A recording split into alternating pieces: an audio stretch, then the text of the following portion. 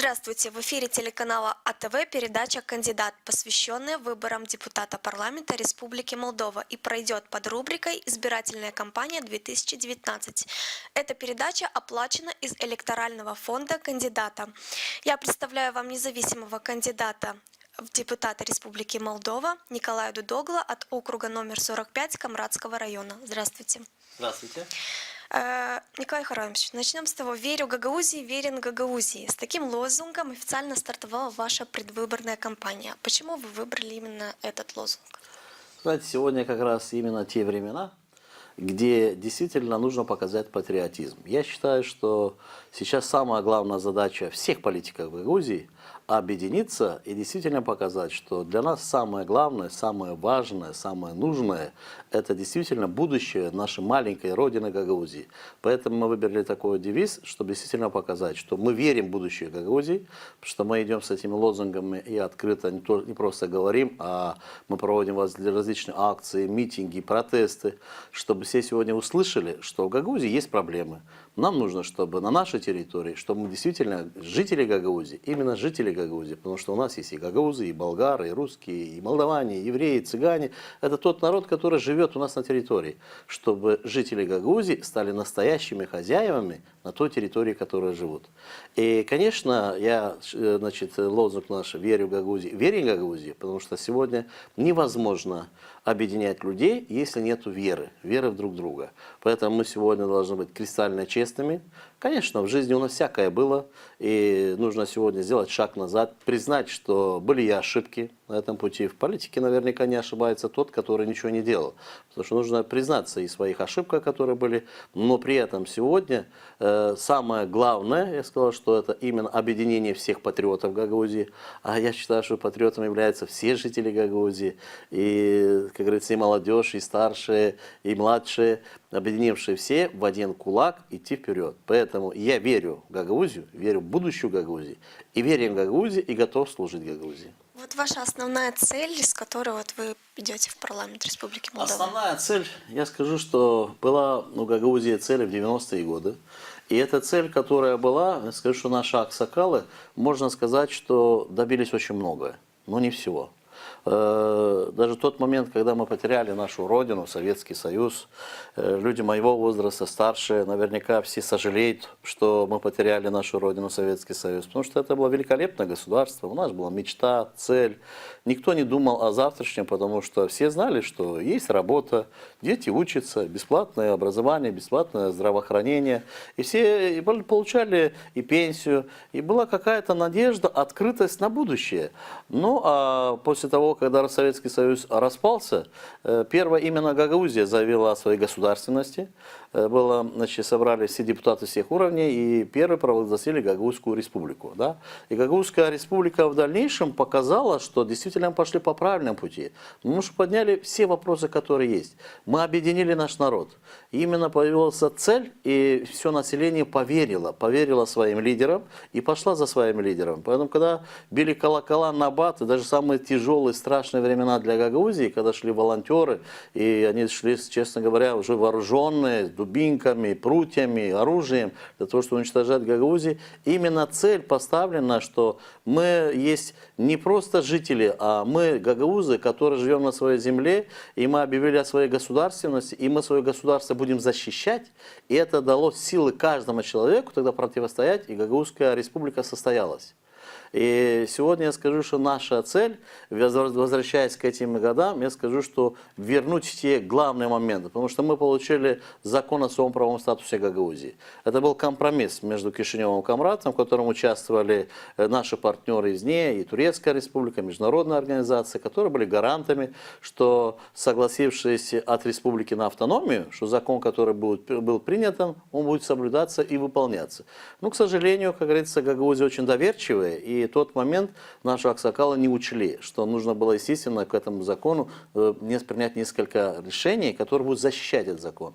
Мы тогда не добились, что Гагаузия должна иметь квоту депутатов в парламенте. Мы не добились, что Гагаузия должна иметь свою собственную партию, которая будет защищать интересы Гагаузии. И сегодня, я скажу, что упустив все это, мы увидели, что за все эти 24 года шаг за шагом полномочия ушли. За все 24. Последние 3 года особо, в принципе, наверняка нету ни одного жителя в Гагаузии, который бы сегодня смотрел равнодушно и не знал, что действительно Гагаузия все теряет, потому что это все на глазах делается. Потеряли сначала таможню, сейчас налоговая, санэпинстанция, скорая помощь, экологическая служба, и можно, значит, страховая компания, и можно перечислять и перечислять. Практически все мы потеряли. Поэтому все, что было достигнуто, все потеряли. Это из-за того, что мы просто не приняли в тот момент именно вещи, которые бы защитили наш закон. Поэтому сегодня наша цель, основная цель, конечно, разбудить людей. 9 числа, 9 февраля в Камрате пройдет митинг-протест, где уже принято решение в Национальном совете Народно-патриотического союза Девлет, принято решение провести полноценный митинг, призвать всех жителей Гагаузии выйти на этот митинг, подготовить пакет документов, обращение руководства Молдовы, это и президенту, премьер-министру, председателю парламента, всем международным организациям, миссиям, чтобы нас услышали, что мы были республикой, мы согласились на автономию, но закон, который был принят парламентом, может быть, был принят, он должен выполняться 100%. И мы возвращаемся к этому закону и требуем выполнения. И гаранты, которые были у нас, гаранты сегодня должны нас защищать и вернуть полномочия Гагаузии. Ведь я скажу, что гагаузы, мы не сепаратисты. Мы не призываем выйти из состава Республики Молдова. Молдова – это единственная наша родина, жителей Гагаузии, но мы хотим, чтобы на нашей родине Молдовы, чтобы мы тоже, как говорится, с нами считались. С нами считались, наш закон должен работать, мы должны воспитывать наших детей и знать, что и кадровые вопросы в Гагаузии решаются в Камрате, а не в Кишиневе. Чтобы не было так, что во всех службах руководителям фактически нам отправляют, назначают, а зачем тогда нужна Гагаузия? Полномочия забрали, руководители назначают, а мы что решаем? Мы ничего не решаем. Вводятся реформы Молдовы, и не учитывается, что в Молдове есть автономия. Вот, например, какие реформы вводятся? Север, центр, Кишинев, юг. А где Гагаузия? Да, мы согласны, что реформы нужно вводить, нужно идти, как говорится, вперед, развивать, что-то новое принимать, да, какой-то опыт новый. Но Гагаузия должна участвовать, но участвовать полноценно в своей территории, со своими службами, со своим руководством.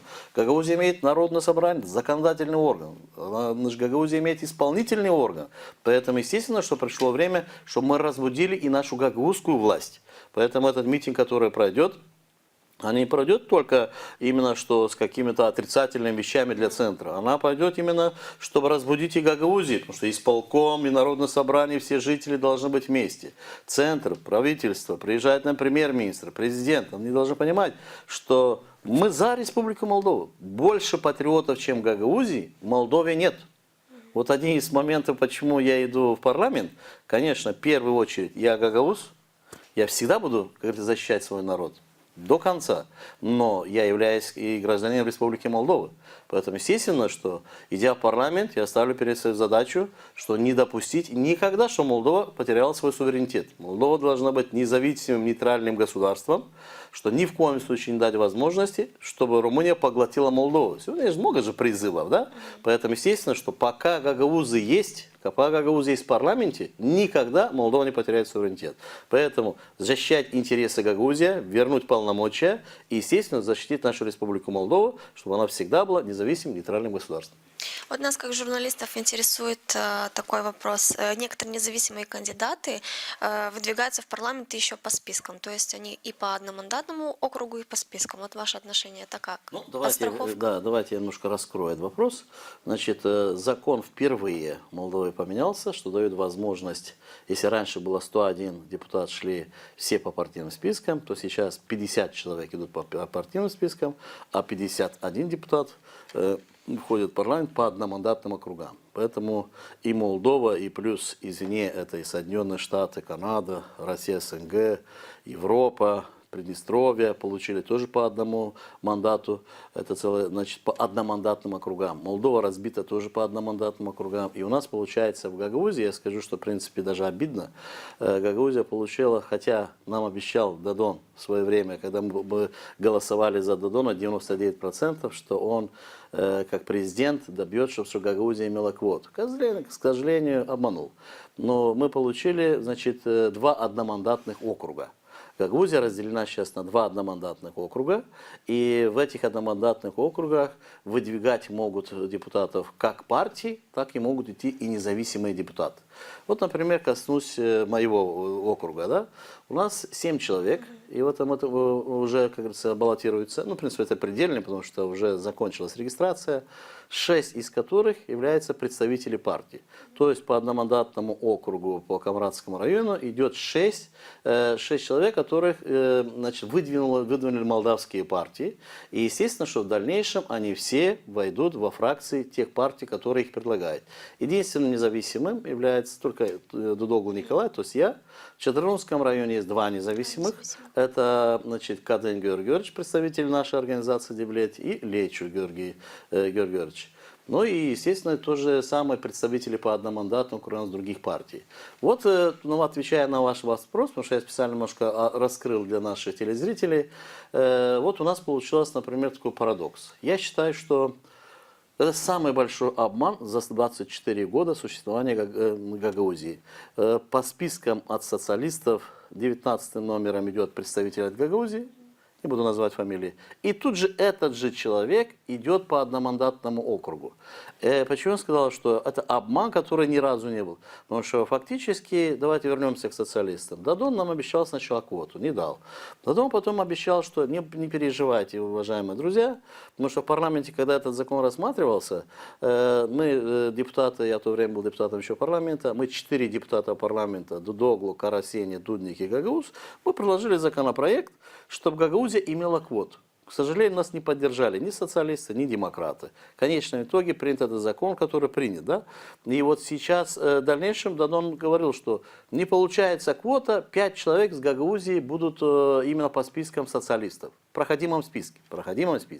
Теперь, когда мы уже увидели списки всех партий, мы видим, что у социалистов всего лишь 2 человека в проходимом списке. Потому что социалисты, ну, от силы, как показывают сегодня опросы, могут в стране взять 40%. Но это большой процент, согласитесь. Но в эти, значит, 40% это 20 депутатов. И в эти депутаты вошли 2 представителя от Гагаузии, как говорят сегодня социалисты. Это 6 номером Иванка Кёксал, который, я считаю, что это далеко не гагаузский представитель, она является гражданкой Турции и, в принципе, человек, который поменял христианство на мусульманство, она является мусульманкой, защищать православную Гагаузию мусульманкой, я думаю, что как-то даже несподручно. Хотя я ничего не имею к ней, как женщине. Я пойду дальше. 19 номером идет, например, Суходольский. И сегодня можно смело сказать, что у партии социалистов 2 представителей. Неважно. Лично я считаю, что это не те люди, которые должны были представлять Гагаузию. Там должны были люди, которые заслуживают. Ну, кого включили, того включили. Эти 2 человека, можно смело сказать, что все, они депутаты парламента. Как же так получилось, что человек, который идет 19 номером, и можно сказать, что он уже депутат, идет по одномандатному округу? Потому что 2 одномандатных округа Гагаузии, Камрадский и Чадранско-Балканежский, и они сейчас хотят, если этот человек выигрывает по Камрадскому району, мандат, он уходит со списка, из списка остается только 1 человек, только Кексал. Я вот недавно разговаривал с представителем этой партии и говорил, что, уважаемые друзья, вы наверняка думаете, что в Гагаузии не умеют считать до 3. Вот сегодня есть 2 плюс 1 Камрадский район, получится 3 депутата Гагаузии. А у вас получается, как в той басне, 2 плюс 1 равняется 2. 2 были и 2 остались. Конечно, здесь я считаю, что наши телезрители должны знать, и я уверен, что гагаузский народ обязательно к этому вопросу отнесется очень серьезно, потому что сейчас, голосуя за всех остальных 6 кандидатов, если кто-то из них выиграет, это будет плюс 1 депутат. Голосуя за представителя социалистов, это из 2 остаются 2. Конечно, поэтому я и сегодня могу агитировать и говорить, что ни 1 голос мы не должны давать представителю по одномандатным округам от социалистов. Не от того, что он мне не нравится, а от того, что это минус для Гагаузии. Сегодня решили обмануть Гагаузию. Я вчера встречался с некоторыми примарами, другими чиновниками, и мы говорили, и я объяснял, что, уважаемые друзья, сегодня вас стягивают в игру, где практически вас хотят сделать предателями Гагаузии. Ведь сегодня, поддерживая представителя от социалиста по одномандатному округу, вы голосуете против Гагаузии. Потому что если представитель социалистов выигрывает, он уходит со списков, и там идет передвижение. Вместо него не приходит житель Гагаузии, а вместо него придет следующий по списку. Это, как говорится, может Петри Мустяца с Кишинева или с Бричан. И получается, что гагаузскими голосами мы выбираем не гагаузского депутата, а представителя центра.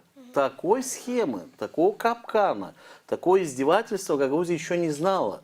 Поэтому человек, которому дали 99% сделали президентом, выбрали президента. А до сегодня чисто гагаузский президент. Без Гагаузии он не стал бы президентом. В том числе и я голосовал. Мы никогда в жизни даже не ожидали, что так он поступит некрасиво с Гагаузией. Квоту не дал, по спискам вместо 5 включил 2, а сейчас пытается забрать с Гагаузии одномандатный округ, для того, чтобы это место ушло представителям его команды совсем с других мест. Поэтому, конечно, жители должны быть сегодня информированы, прежде всего информированы.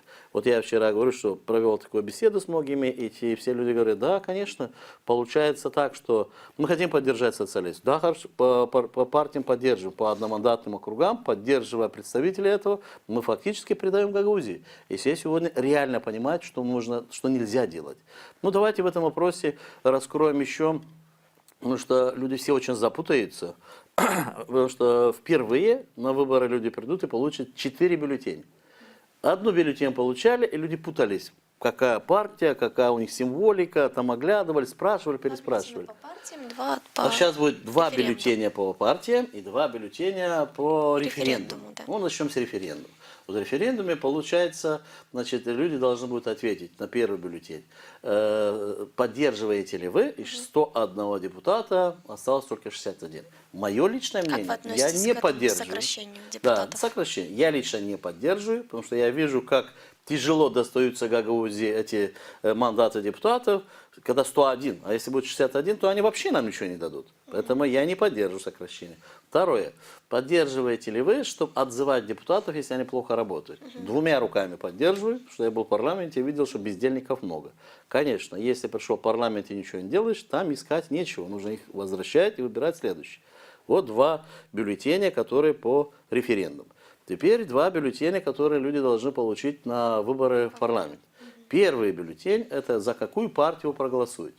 Наша организация Народно-патриотическая «Девлет», мы приняли решение, что мы не будем агитировать за какую-то партию и даем возможность, что представители нашей команды, а нашей команде уже 27 тысяч человек, выбирали ту партию, которую они хотят поддержать. Мы, лично, значит, принято решение президиума нашего, что мы не поддерживаем одну из партий, потому что мы не доверяем партиям. Что за все существование Гагаузии мы видели, что на партии очень много было надежд, но ни одна из партий не решила ни один гагаузский вопрос. Поэтому мы даем возможность, чтобы люди голосовали за ту партию, которую они сами захотят. Это первый бюллетень. Второй бюллетень – это по одномандатным округам. Это то есть, где в том числе баллотируюсь и я, Николай Дудоглу. Там будет 7 фамилий. Номер 1, номер 2, номер 3 и 7. Я иду под номером 4. Под номером 4, единственный независимый кандидат, Дудоглу Николай.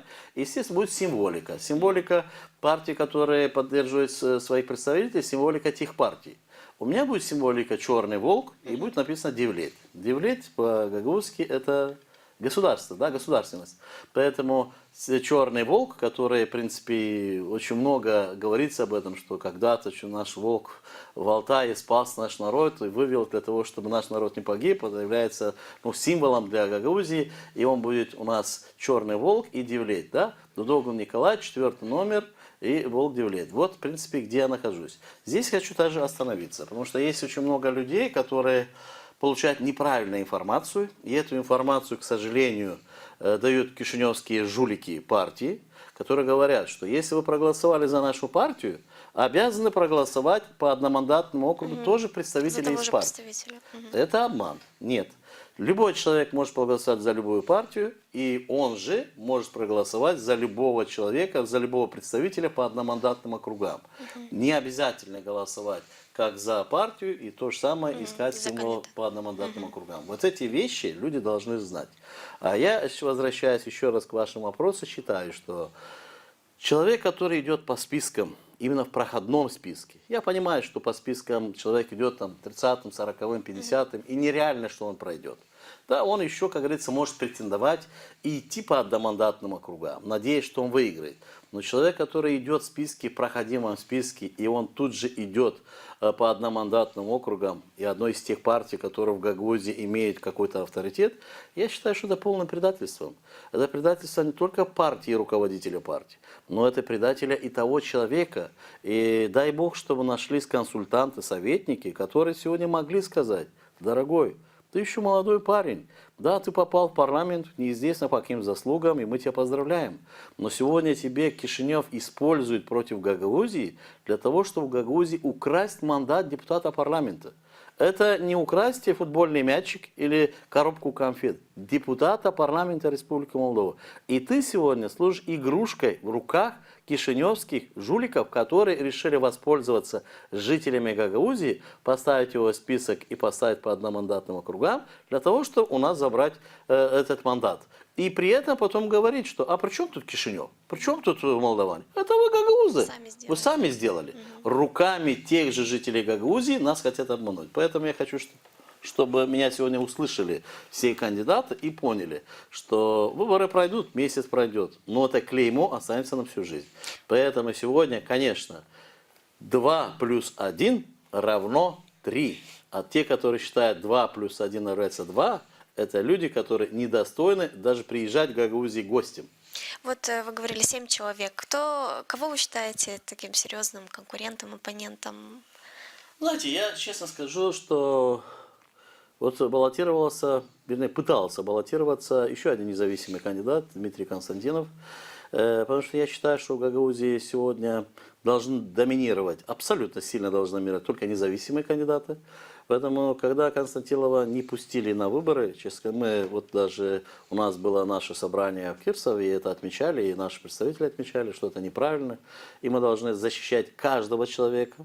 И время покажет, как говорится, почему. Может быть, это по закону, не по закону. Я не буду сейчас касаться этих делов. Но я считаю, что с выходом Константинова нету основных противников. Противники все слабенькие. Разве что имеется слабенькие в чем? Как жители, как они по своей профессии, где они работают, конечно, все они сильные. Имеется в виду, что поддержка у них будет слабенькая, потому что они идут на эти выборы с теми основными лозунгами, которые для Гагаузии чужды, они не нужны. Или же это вчерашний день, или же теми лозунгами, которые абсолютно сегодня Гагаузии нужны, потому что Гагаузия сегодня просыпается, можно сказать, что большая часть даже и проснулась, которая реально понимает, что больше по тому пути, которым мы шли, мы не можем. Мы не больше доверять сегодня молдавским партиям. Ведь если взять, даже вот возвращаясь, как я начал, в 90-е годы, мы шли по правильному пути и добились очень много. Гагаузская республика, Гагаузская автономия. А дальше мы доверились молдавским партиям, которым, как говорится, мы возложили все наши обязательства, все наши проблемы, что они решат. Были коммунисты, демократы, социалисты, много чего было. Кто что решил? Да, одни обещали русский язык, не сделали. Другие обещали федерализацию, не сделали. Дадон тут вообще, что только он не обещал, но абсолютно ничего не сделал, а в конце решил нас полностью обмануть, еще и наш мандат забрать. Мы им больше никому не доверяем. Но это доверие не только мое, сегодня и жителей Гагаузии. Поэтому мы предприняли шаг, считаю, очень правильный шаг, где дали возможность каждому жителю Гагаузии голосовать за любую партию, для того, чтобы наших людей не травить друг на друга. Вот будучи депутатом парламента, я заметил одно, что когда идут парламентские выборы, приезжают к нам представители кишиневских, молдавских партий, ох, как они здесь ругаются, как они тут готовы за грудки друга хватать, оскорбляют друг друга. В парламенте все меняется. Вот я наблюдал в парламенте 3 года. Вечером, значит, день рождения, какое-то мероприятие, все вместе. И не важно, кто с какой партии. Социалист, коммунист, демократ. Они все вместе, они там все к метру. Потому что у нас, если, например, Кристина один человек есть, у них там 10-15. И они все там родственники.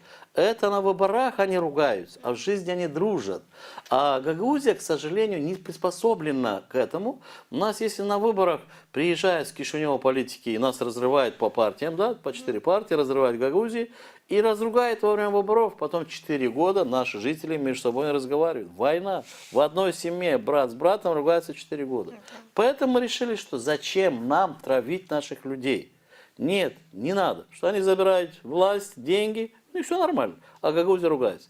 Мы поэтому дали возможность, что наши жители пускай проголосуют за любую партию. Сегодня тяжело объяснять, как говорится, людям, которая лучше, которая хуже. Мы даем возможность людям выбрать. Но при этом оставляем за собой право за 4 года, конечно, провести очень большую агитационную работу для того, чтобы наши жители поняли, что будущее Гагаузии должно только две пути. Иметь квоту свою собственную или иметь свою партию. Только так. Тогда у нас все получится. Вы сказали про поддержку. Вот кто поддерживает вас в Я этот скажу, период? что я очень благодарен. Очень благодарен, потому что мне поддерживают сегодня уже 27 тысяч жителей Гагаузии. Это 17 тысяч, которые проживают по моему округу, и 10 тысяч, которые проживают по Четырнскому Вулканическому округу. Значит, я являюсь руководителем общественного объединения «Новая Гагаузия», которое уже на последние 2 года мы провели реформы. Фактически мы начали заново. Нашу организацию начали заново вступать люди. Приходят, пишут заявления с своими данными, мы знаем все координаты людей. И Новая Гагаузия стала большой гагаузской семьей. Потом, видя, что мы объединили очень многих людей, но есть политики, которые относятся ревностно, потому что Новая Гагаузия что существует, мы предложили, что давайте мы создадим общую организацию. И тогда было предложено нами и подхвачено из 17 общественно-политических организаций, плюс и все физические лица, мы создали Народно-патриотический союз Девлет. И честно вам скажу, что я не хотел быть руководителем этой организации. Я вообще думал, что мы приглашали и Башкана Гагаузии, и по идее руководитель региона должен быть.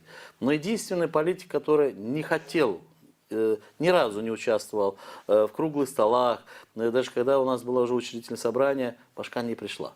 Если бы она пришла, я бы лично ее предложил, чтобы она возглавила эту организацию. Тогда я думаю, что у нее тоже был бы патриотизм и обязательства. Но она бы не пришла, и я бы удивился, когда вице-президент Гагаузской республики, Царство Небесное, наш президент уже, как говорится, покойный Степан Топал, но у нас остался вице-президент Гагаузской республики Петр Ильич Бузаджи. Он встал и предложил мою кандидатуру. Конечно, мне уже невозможно было шаг делать назад, я согласился. И сегодня Народно-патриотический союз Девлет, я скажу, организация, которая возложила на себя, на плечи именно обязательство защищать Гагаузию, защищать каждого жителя Гагаузии. И за прошлый год мы провели различные акции. Мы выходили на митинги, защищали русский язык, потому что Конституцию хотели поменять, что межнациональным языком был не русский, а румынский. Мы провели в Камрате митинг, вышли в Кишинев Конституционный суд. Мы провели митинг против вхождения Молдовы в НАТО, закрытия офиса НАТО. Потому что у нас в Гагаузии, к сожалению, есть офис НАТО, который открыли наши руководители, нечистоплотные руководители. Мы проводили митинги защиты законов Народного собрания, о патентах, о фиксированном налоге. Мы провели, значит, первый съезд Народно-патриотического союза, я скажу, что где действительно не только вся Гагаузия, но и Республика Молдова, и наши партнеры и в Москве, и в Турции увидели, что действительно это организация с большим будущим. У нас было 1280 делегатов в Кангазе. И действительно оно прошло на одном дыхании, потому что полное понимание. Потому что мы с теми лозунгами, которые идем сегодня, это реально и правильно. Мы сегодня не говорим, кто лучше, кто хуже, кто достоин, кто должен быть первым и вторым. Мы говорим сегодня конкретно, что мы сегодня территория, мы были республикой, мы согласились на автономию, но мы не должны больше пасовать, мы не должны молчать, мы должны требовать вернуть наши полномочия и четко сказать, что эта республика Молдова наша. Потому что кто-то воспринимает, это Гагаузия в автономии. Нет. Мы состав Республики Молдовы, и мы должны сегодня твердо сказать, что не надо сегодня нашу службу переходить в Кагул, Лёва. А чем лучше Кагул, Камрат? Это же тоже Республика Молдова, территория Молдовы. Поэтому мы требуем, что наши Республики Молдовы с Гагаузами считались.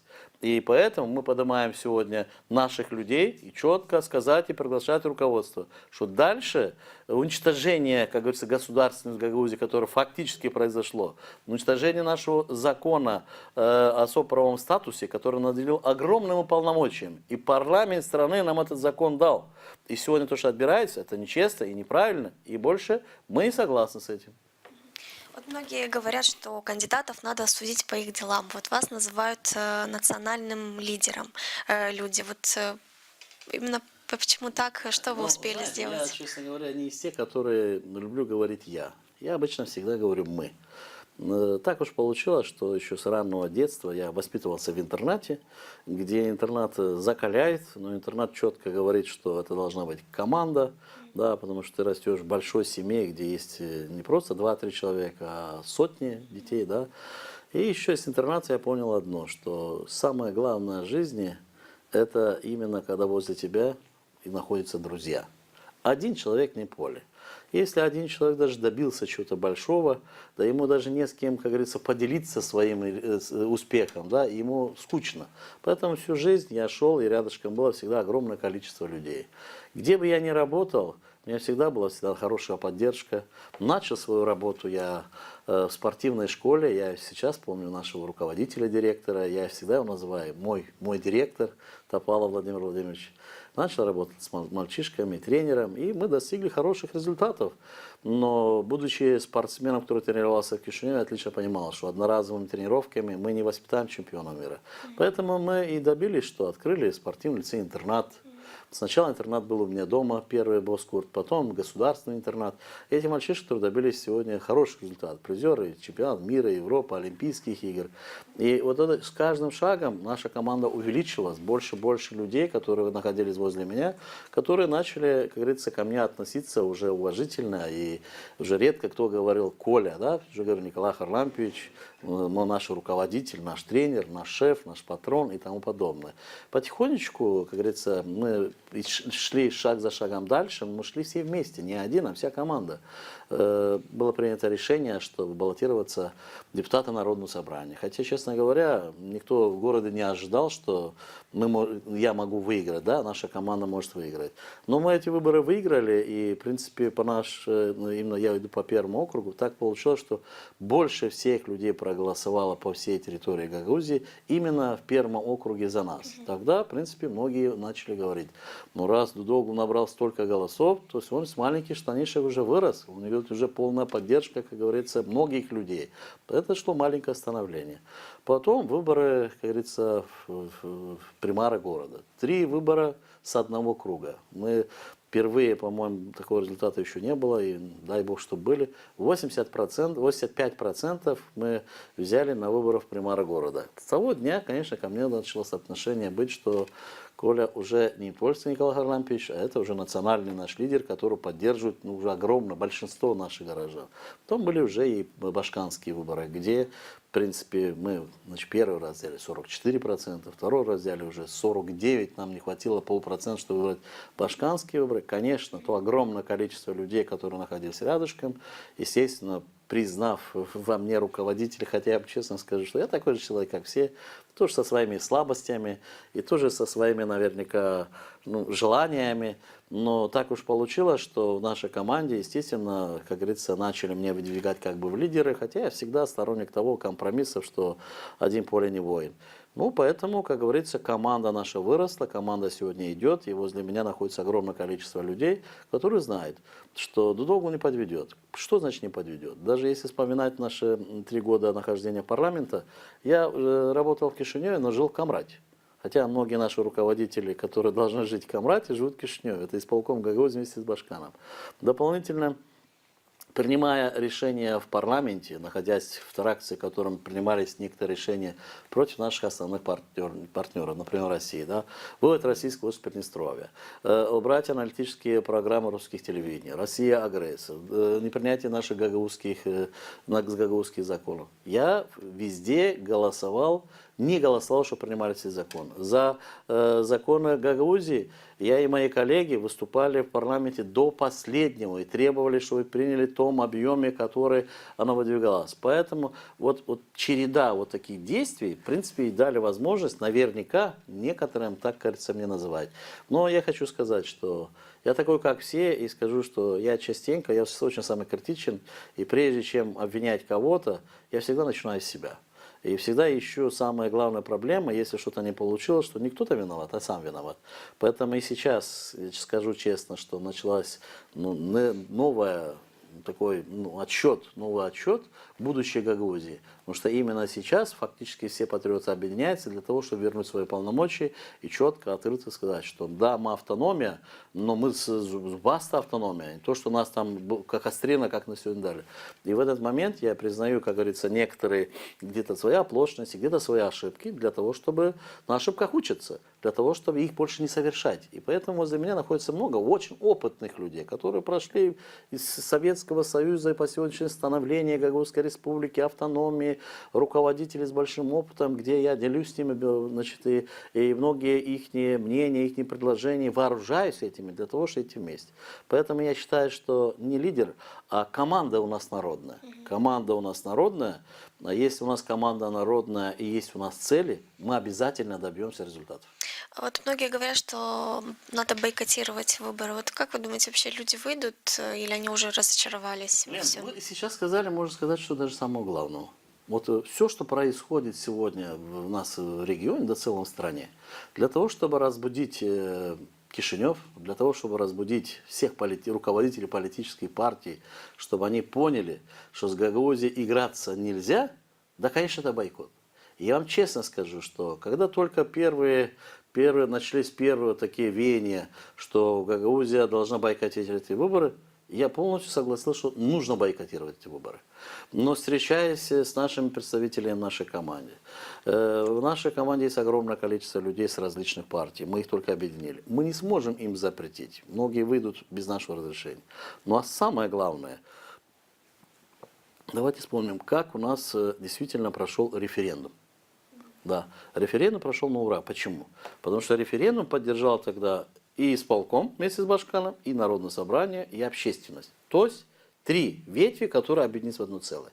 Если сегодня говорить о бойкоте, который я в душе считаю, что для того, чтобы разбудить всех, это правильно, но мы не сможем это сделать. В первую очередь, сегодня нет объединения людей, потому что они разбиты по партиям, мы не сможем успокоить. Второе, а может быть это главное, о чем мы можем говорить, если Башкан вместе с исполкомом конкретно участвуют в выборах, и они приняли решение поддержать молдавскую партию. Да, они уже участвуют на их встречах. Да, мы сегодня, патриоты, начнем бойкотировать выборы. А что за смысл? Выйдут 10, 15, 20, 30, неважно сколько процентов выйдут, но они выберут. Например, у меня есть 7 человек в моем округе, любого из них выберут, да? И в другом выберут. И все, выборы закончились. Депутаты парламента есть. 24 числа наступило, подсчет голосов, выбирается председатель, парламент работает, больше не возвращается в Гагаузию. И Гагаузия должна ждать еще 4 года, чтобы поднимать свои вопросы и участвовать в каком-то процессе. Конечно, бойкот замечательно, это самое главное в мире, для того, чтобы добиться своей цели, нужен бойкот. Но Гагаузия сегодня разобщена, Гагаузия разбита по клочочкам. Сначала нужно собрать Гагаузию воедино, тогда мы можем говорить. А в Кишинев сегодня веревочками тянет. Я скажу, что вот все эти 24 года, начиная именно с времен, когда мы согласились на автономию, вот наша Аксакала, наша власть, первый президент, председатель Верховного Совета, и вот мы согласились на автономию. Раскол Гагаузии произошел еще там, в начале. Первые башканские выборы, оба наших руководителя ринулись стать башканом. Кто выиграл? Третий, который пришел с Кишинева. И так 24 года идет внутренняя борьба. Но поверьте мне, что я очень, думая об этом, анализирую, эта борьба ведется не без помощи очень серьезных аналитиков, политиков из центра, которые нас натравливают. Сегодня, например, я вижу, что наш исполком, это коммерческий исполком, потому что там интересы все финансовые, и это понятно, что эти ребята зарабатывают деньги. Это очень удобно, Кишинев. Самое удобное – это коммерческий проект, а сегодня коммерческий. Поэтому самый страшный для Кишинева – это именно патриотическая команда, за которым стоит не 2 человека, а стоит весь народ. И не дадут возможность ни в коем случае патриотам, которые идут спереди, чтобы они смотрели направо и налево. Потому что сзади идет народ, она толкает и не дает тебе возможность даже думать, что ты можешь шаг назад сделать. Это самое правильное, что есть. Поэтому вот сейчас я считаю, что пришел момент вот на этих выборах не бойкотировать. Не имеет смысла. Имел бы смысл, я первый призвал. Сегодня имеет смысл постараться к всем патриотам, даже те, которые сегодня бойкотируют, я хочу до них достучаться, говорить, я тоже за бойкот. Но это наш проигрыш Депутаты будут выбраны и по одномандатным округам, и по партийным спискам. И Гагаузия уйдет на 4 года. А за 4 года многими из нас, в том числе наверняка и я, и многие, которые в моей команде, за 4 года, я думаю, что с нами начнут разбираться, что же мы подняли такие вопросы. Поэтому я не хочу подставлять никого. Сегодня открыто говорю, пришло время всем нам, патриотам, всем до единого, кто считает себя патриотом, сдать экзамен. 24 числа выйти на выборы и сдать экзамен на государственность. Те люди, которые не выйдут, я скажу, что они ничего не добьются. Те люди, которые выйдут и проголосуют по одномандатным округам за представителей партии, можно смело сказать, что эти люди или ошиблись, или они являются предателями, или же их просто купили. Я призываю сегодня всех людей голосовать только за независимых кандидатов, с которых в дальнейшем можно требовать. А ведь мы голосуем на референдуме и отзывать депутатов. Не будут выполнять решение народа, можно и отозвать.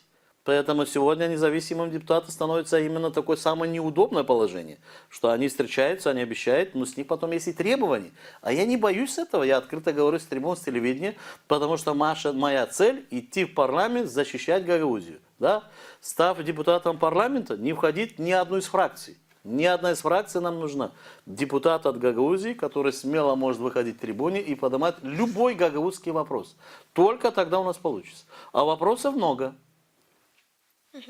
И вот вы уже начали с призыва, вот под конец программы хотелось дать вам несколько минут для обращения к нашим гражданам.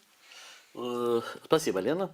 Уважаемые жители Гагаузии, уважаемые друзья, это первая моя передача, предвыборная гонка только началась, и я сегодня хочу попросить всех, потому что я считаю, что самое главное, конечно, кампания должна пройти без грязи. Все мы являемся жителями Гагаузии. Чем больше мы ругаемся между собой, тем больше мы отделяем наших людей друг от друга. А это нужно не Гагаузии, это нужно центру. Поэтому единство прежде всего. Но я также хочу обратиться ко всем нашим жителям. Не спешите, думайте, анализируйте. Значит, получайте газеты, листовки, все, все предвыборные предложения, программы, читайте, смотрите.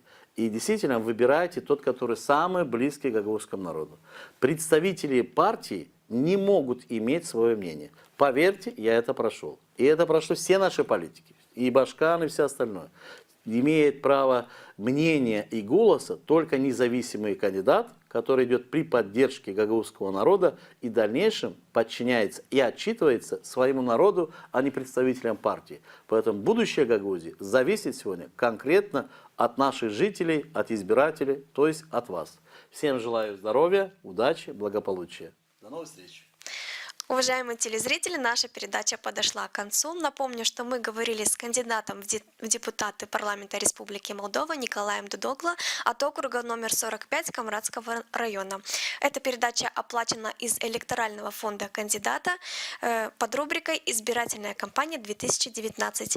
С вами была Елена Янак. До скорой встречи в эфире.